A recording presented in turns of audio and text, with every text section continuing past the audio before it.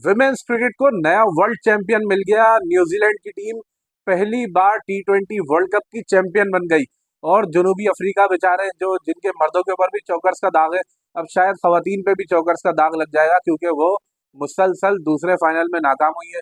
लेकिन what an happy ending for सुजी bats and Sophie Devine. क्या कमाल के दोनों के करियर का अख्तिताम हो रहा है। 2010 में जब न्यूजीलैंड की टीम वर्ल्ड कप का फाइनल खेली थी ऑस्ट्रेलिया के खिलाफ, तो वहां पर उन्हें आखिरी गेंद पर जीत के लिए 5 रन चाहिए थे। और न्यूजीलैंड की जो सोफी डिवाइन है, ये नॉन स्ट्राइकर एंड पर खड़ी रह गई थी और सामने वाली बैट्समैन सिर्फ सिंगल ही रन कर पाई थी। तो 3 रन से ऑस्ट्रेलिया वर्ल्ड चैंपियन बना था उस टाइम पे। इसका जो अवलिन एडिशन है T20 वर्ल्ड कप का, वो 2009 में हुआ था इंग्लैंड में। और वहां पर इंग्लैंड की टीम ने ही फतह का झंडा गाड़ा था। पहला वर्ल्ड कप इंग्लैंड के नाम रहा। उसके बाद ऑस्ट्रेलिया ने हैट्रिक की वर्ल्ड कप जीतने की। 2016 में वेस्ट इंडीज चैंपियन बना। और फिर लगातार 3 मरतबा ऑस्ट्रेलिया ने वर्ल्ड कप अपने नाम किया। टोटल 6 वर्ल्ड कप T20 के ऑस्ट्रेलिया ने जीते। एक जीता खवातीन वेस्ट इंडीज की ने, और एक जीता इंग्लैंड ने। अब जो 2024 का जो वर्ल्ड कप है, वो दोनों ऐसी टीमें थी जो फाइनल में पहली बार तो नहीं पहुंची, क्योंकि न्यूजीलैंड दो पहले 2009 और 2010 दोनों मरतबा फाइनल में पहुंचा। और जनूबी अफ्रीकी की टीम लास्ट जो T20 वर्ल्ड कप हुआ था 2022 में, वहां पर जनूबी अफ्रीकी टीम भी फाइनल में पहुंची थी। तो जनूबी अफ्रीका की टीम अपनी दूसरी बार किस्मत आजमा रही थी फाइनल में, और न्यूजीलैंड की टीम तीसरी बार किस्मत आजमा रही थी। लेकिन न्यूजीलैंड यहाँ पर उन्होंने अपनी नैया पार लगा ली, और सोफी डिवाइन की करियर की बड़ी शानदार एंडिंग हुई है। और सुजी बैट्स ने भी, क्योंकि जितना अरसा इनको खेलते हुए हो गया था, तो ये वाकई में ट्रॉफी डिजर्व करते थे। और जिस तरह इन्होंने वेस्ट इंडीज को हराया सेमीफाइनल में, उससे पहले राउंड में अपने 3 मैच जीते, सिर्फ और सिर्फ उन्हें ऑस्ट्रेलिया से शिकस्त हुई थी। तो न्यूजीलैंड की टीम भी यकीनन डिजर्व करती थी। साउथ अफ्रीका ने भी राउंड में सिर्फ और सिर्फ एक मैच हारा था, और 3 मैचों में उन्हें कामयाबी मिली। इसके अलावा सेमीफाइनल में उन्होंने दिफाई चैंपियन ऑस्ट्रेलिया को 8 विकेटों से शिकस्त दी थी।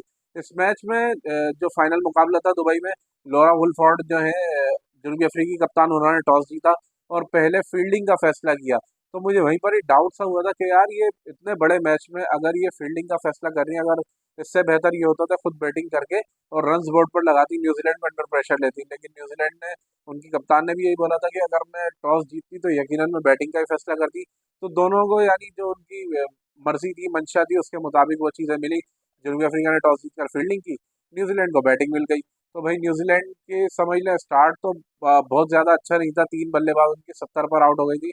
लेकिन एक चीज़ ये थी कि पॉजिटिव क्रिकेट खेलनी थी, और शुरू से इन्होंने अटैक करने की कोशिश की। सोजी बैट्स को देख लें आप, उन्होंने मेरे ख्याल में 32 रन किए।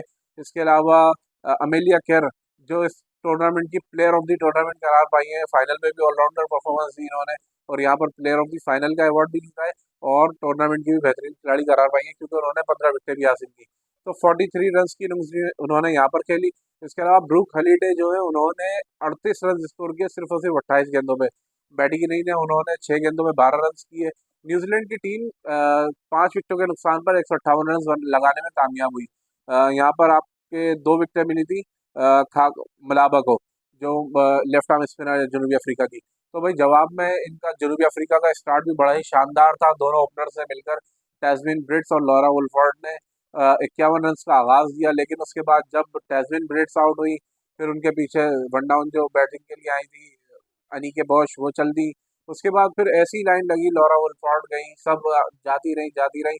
और टोटल जो जनूबी अफ्रीकी टीम है, वो 126 रन 9 विकेटों के नुकसान पर बना सकी। यहाँ पर 3 विकेटें हासिल की हैं अमेलिया केर ने, जिन्होंने बैटिंग में भी 43 किए थे। इसके अलावा 3 विकेटें मिली रोजमेरी मेयर को, जिन्होंने फास्ट बॉलिंग से इस टूर्नामेंट में अपनी काफी धाक मिटाई है। और उन्होंने खुद को जबरदस्त अंदाज में मनवाया, क्योंकि पूरे टूर्नामेंट में बहुत ही अच्छी गेंदें की, काफी तेज गेंदें की। न्यूजीलैंड जनूबी अफ्रीका के लिए यही है कि टफ लक उनके लिए रहा काफी। और आपने शायद देखा हो, जिसने फाइनल देखा है, तो किसी की आंखों में खुशी के आंसू थे और किसी की आंखों में गम के। तो भाई न्यूजीलैंड तो टूर्नामेंट जीता, और उनको खुशी बहुत ज्यादा थी, जिसकी वजह से उनकी आंखों से खुशी के आंसू निकले। एक दूसरे को जिस तरह गले लगाया, मुबारकबादें दी। और दूसरी तरफ जनूबी अफ्रीकी टीम जो लगातार दूसरा फाइनल आ रही है, उनके लिए गम का समा था। खिलाड़ी एक दूसरे को दिलासे देती रही, एक दूसरे की कमर पर हाथ रखती थी, थपकती थी। लेकिन जब मैच हाथ से निकल जाए तो फिर यही होता है। बहुत ही अनलकी टीम है जनूबी अफ्रीका, चाहे इनके मर्द हो या खवातीन हो। इतनी जबरदस्त क्रिकेट खेल के आते हैं पूरे टूर्नामेंट में, लेकिन जब भी नॉकआउट मैचेस आते हैं, फाइनल मैचेस आते हैं, जब एक जिसको बोलते हैं ना कि फाइनल पुश, वो फाइनल पुश नहीं कर पाते, जिस तरह T20 वर्ल्ड कप 2024 के फाइनल में मेंस का जो फाइनल था वहां पर इंडियन टीम के खिलाफ जनूबी अफ्रीका का मैच था, और आखिरी 5 ओवर में शायद रन बॉल भी नहीं चाहिए था, लेकिन वहां से जसप्रीत बुमराह के ओवर ने पासा पलटा था और जनूबी अफ्रीकी टीम जीता जिताया वर्ल्ड कप पे समझ ले एक हाथ था, वो इंडिया ने छीना है उनसे वापस। यही इनकी खवातीन के साथ भी हुआ, कॉन्फिडेंस अच्छा था, सब चीज़ अच्छी थी, लेकिन न्यूजीलैंड का आज दिन था और उन्होंने ट्रॉफी अपने नाम कर ली। मिलते हैं अगली वीडियो में। लाइक शेयर और सब्सक्राइब जरूर करें।